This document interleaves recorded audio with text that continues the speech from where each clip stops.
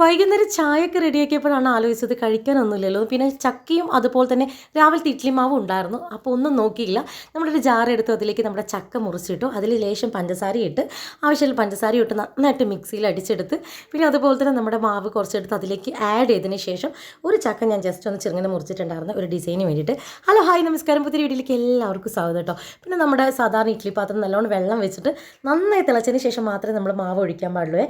പിന്നെ കുറച്ച് വെളിച്ചെണ്ണയ്ക്ക് ആഡ് ചെയ്ത് സാധാരണ പോലെ നമ്മൾ ഇഡ്ഡലി ഉണ്ടാക്കുന്ന പോലെ അങ്ങ് മാവ് ഒഴിക്കുക. പിന്നെ നമ്മൾ ഡിസൈന് വേണ്ടി വെക്കുന്നുണ്ടെങ്കിൽ അത് വെക്കുക കേട്ടോ. ഈ ശരിക്കും പറഞ്ഞാൽ നമ്മൾ ഈ അരക്കുന്ന ഈ ചക്കയുടെ മാവിലേക്ക് നമുക്ക് ശർക്കര, പഞ്ചസാരയ്ക്ക് പകരം ശർക്കര, അതുപോലെ തന്നെ നമ്മുടെ തേങ്ങ, അതോടൊപ്പം തന്നെ നമ്മുടെ ഏലക്കപ്പൊടി ഇതൊക്കെ യൂസ് ചെയ്യുകയാണെങ്കിൽ കുറച്ചും കൂടി നല്ല ടേസ്റ്റ് മാത്രം നല്ല മണം ഉണ്ടാവും. പക്ഷെ അതൊന്നും യൂസ് ചെയ്തിട്ടില്ലെങ്കിലും ഒരു കുഴപ്പമില്ല. കാരണം ചക്കേൻ്റെ ആ ഒരു മണമൊക്കെ കുറച്ച് കഴിയുമ്പോൾ തന്നെ ഇങ്ങനെ നമുക്ക് കിട്ടുന്നുണ്ടായിരുന്നു. നല്ല മണം ഉണ്ടായിരുന്നു.